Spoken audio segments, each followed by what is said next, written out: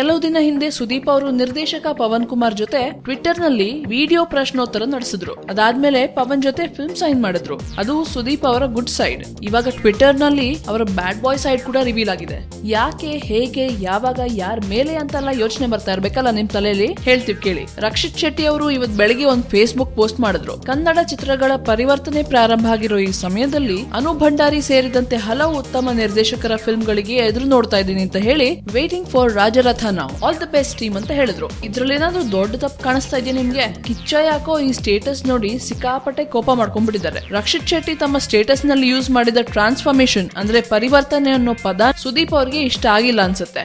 ಶುರುವಾಯ್ತು ನೋಡಿ ಟ್ವೀಟ್. ಕಿಚ್ಚ ತಮ್ಮದೇ ಆದ ಕಟು ಶೈಲಿಯಲ್ಲಿ ಟ್ರಾನ್ಸ್ಫಾರ್ಮೇಶನ್ ಶುರುವಾಗಿರೋದು ಇವಾಗ ಅಂತ ನಿನಗೆ ಯಾಕೆ ಅನ್ನಿಸ್ತಾ ಇದೆ ಅನ್ನೋ ರೀತಿಯಲ್ಲಿ ಟ್ವೀಟ್ ಮಾಡಿದ್ರು. ರಕ್ಷಿತ್ ಕೂಡ ಒಂದೆರಡು ಟ್ವೀಟ್ ಗಳ ಮೂಲಕ ತಮ್ಮ ಮಾತನ್ನ ಸಮರ್ಥಿಸಿಕೊಳ್ಳೋ ಪ್ರಯತ್ನ ಮಾಡಿದ್ರು. ಬಟ್ ಅದಾದ್ಮೇಲೆ ನಮ್ಮ ಹೆಬ್ಬೂಲಿನ ಸಮಾಧಾನ ಮಾಡೋದು ಕಷ್ಟ ಅಂತ ಸುಮ್ನಾಗ್ಬಿಟ್ರು.